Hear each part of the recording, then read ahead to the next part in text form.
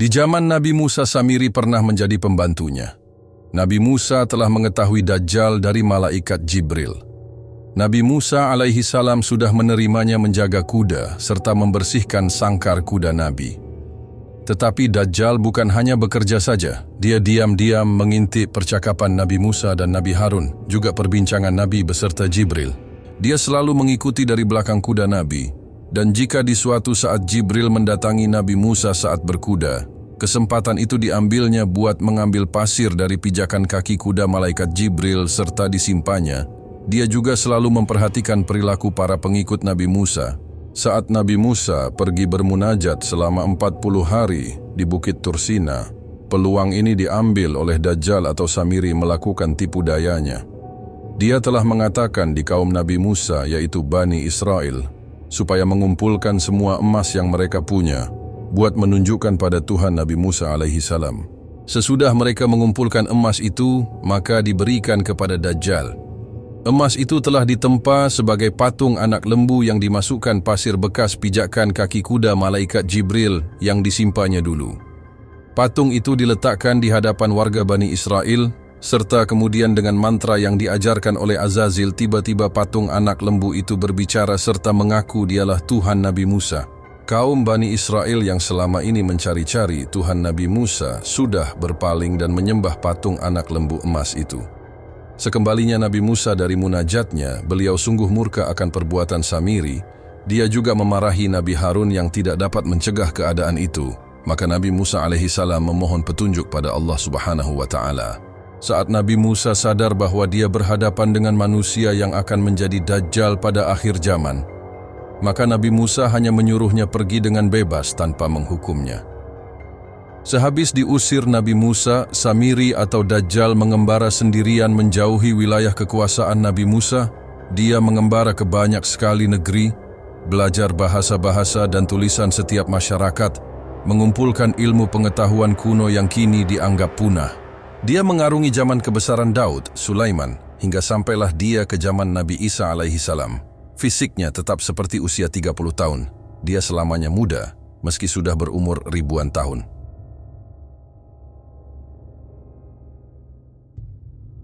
Pada masa Nabi Isa, Samiri mengetahui tentang Isa yang diyakini sebagai keturunan Daud, yang berjasa menyelamatkan kaum Yahudi dari kekacauan, kejahatan, dan potensi kemusnahan.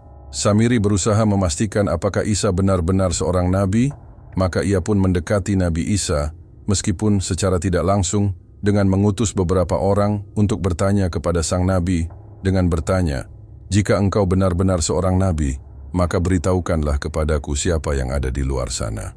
Nabi Isa terdiam sejenak sebelum menjawab, "Wahai saudaraku, sampaikanlah kepada orang yang mengutusmu, bahwa Allah Subhanahu wa Ta'ala yang Maha Kuasa menerima taubat dan mengampuni dosa semua hambanya." Selanjutnya, Nabi Isa menguraikan tentang riwayat hidup Samiri. Setelah menerima informasi ini dari utusannya, Samiri hanya menjawab, ia adalah seorang penyihir yang kerasukan setan. Jika ia seorang nabi, ia tidak akan mengetahui identitas dan keadaanku, karena para nabi tidak mengungkapkan hal yang gaib, karena hanya Allah Subhanahu wa Ta'ala yang memiliki pengetahuan seperti itu. Daripada berhadapan langsung dengan Nabi Isa, Samiri memilih melarikan diri dan mengembara ke negeri-negeri yang jauh seperti Cina, India, dan Jepang.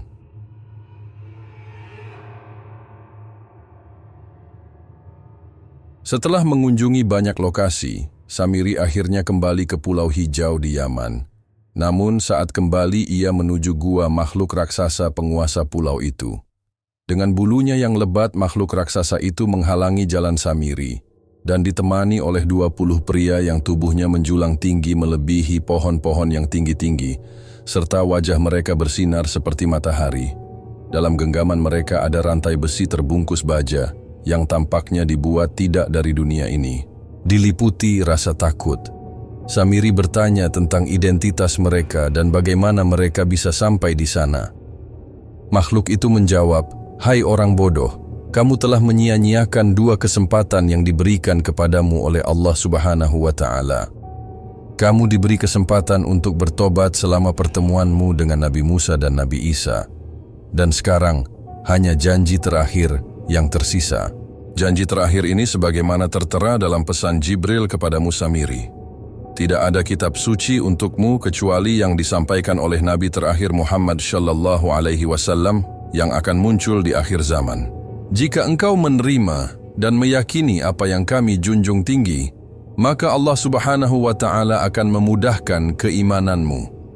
Nabi yang dikenal dengan nama Muhammad Al-Amin akan muncul di antara penduduk yang buta huruf. Ia akan berhijrah ke negeri yang berlimpah dengan pohon kurma dan banyak mata air dan sumur air tawar yang bercirikan tanah yang subur. Jika engkau mengingkari para nabi sebelum Muhammad, maka Allah Subhanahu wa Ta'ala akan menyelubungi hatimu dengan tabir gelap, menuntunmu kepada kedengkian dan membutakanmu dari cahaya akal. Engkau hanya akan melihat dirimu sendiri, menyerupai setan yang terkutuk dan menjadi sekutu terdekatnya. Jika kamu mengingkari eksistensi Allah Subhanahu wa Ta'ala beserta para malaikat dan rasulnya, kamu akan dipenjara selama 1000 tahun dan akan dibebaskan setelah wafatnya Muhammad sallallahu alaihi wasallam. Ketika Samiri tersadar dari pingsannya, dia mendapati dirinya berada di dalam gua bersama makhluk di hadapannya.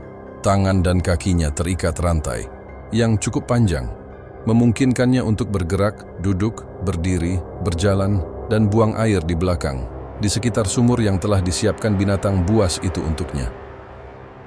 Binatang buas itu memang memastikan kebersihan dan merawat tubuh Samiri. Samiri diliputi rasa takut yang belum pernah dialaminya. Dia merasa belum pernah menemui belenggu seperti ini, bahkan di penjara Firaun dan kerajaan orang lain yang ditemuinya. Selama perjalanan, binatangnya mengaku bahwa kamu adalah Dajjal akhir dari era raja kejahatan masa depan, yang dicerca oleh semua penduduk langit dan bumi telah dikaruniai kekuatan dan kecerdasan oleh Allah Subhanahu wa Ta'ala, dan juga diberikan kebebasan untuk memilih jalanmu. Tetapi ini adalah pilihan yang telah kamu buat. Kini, kamu berada di akhir zaman Nabi Allah Subhanahu wa Ta'ala yang tercinta, Muhammad sallallahu alaihi wasallam, yang lahir beberapa hari lalu, saat kamu berada di tengah lautan.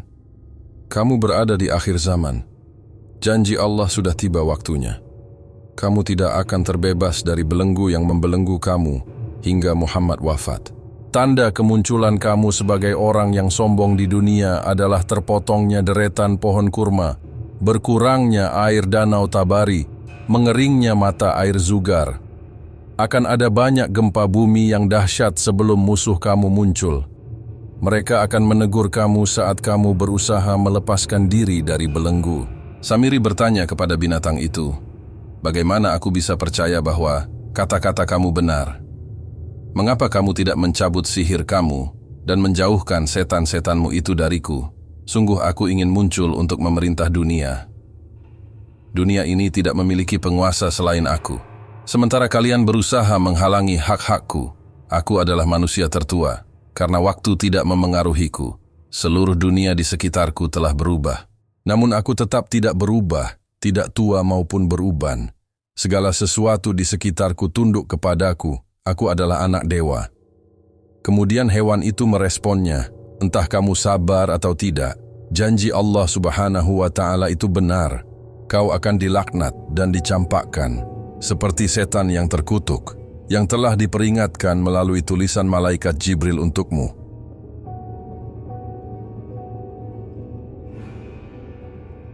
Samiri, yang juga dikenal sebagai Dajjal, dikurung dalam penjara yang disebut sebagai Laut Khawzum.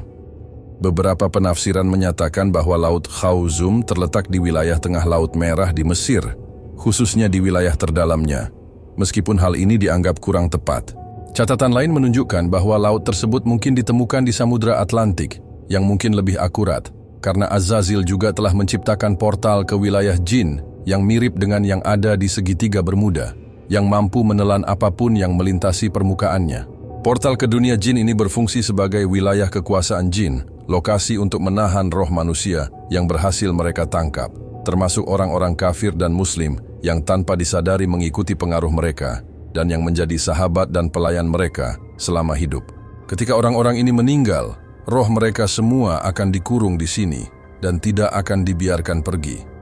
Mereka akan menjadi hamba yang membuat senjata-senjata baru yang belum pernah ada sebelumnya untuk pertempuran terakhir. Diriwayatkan bahwa Allah Subhanahu wa Ta'ala memberikan kesempatan kepada Dajjal di akhir zaman nanti untuk menyesatkan manusia. Dajjal akan muncul dan memulai ajarannya kepada manusia selama 40 hari. Sebagaimana yang tertera dalam hadits kami bertanya, "Wahai Rasulullah, berapa lama dia akan tinggal?" Nabi Muhammad SAW menjawab bahwa dia akan tinggal selama 40 hari. Hari pertama seperti setahun, hari kedua seperti sebulan, dan hari ketiga seperti seminggu, sedangkan 37 hari sisanya seperti hari-hari biasa. Ini adalah bagian dari hadits riwayat Muslim. Dengan demikian, total durasi tipu daya Dajjal adalah 14 bulan dan 14 hari.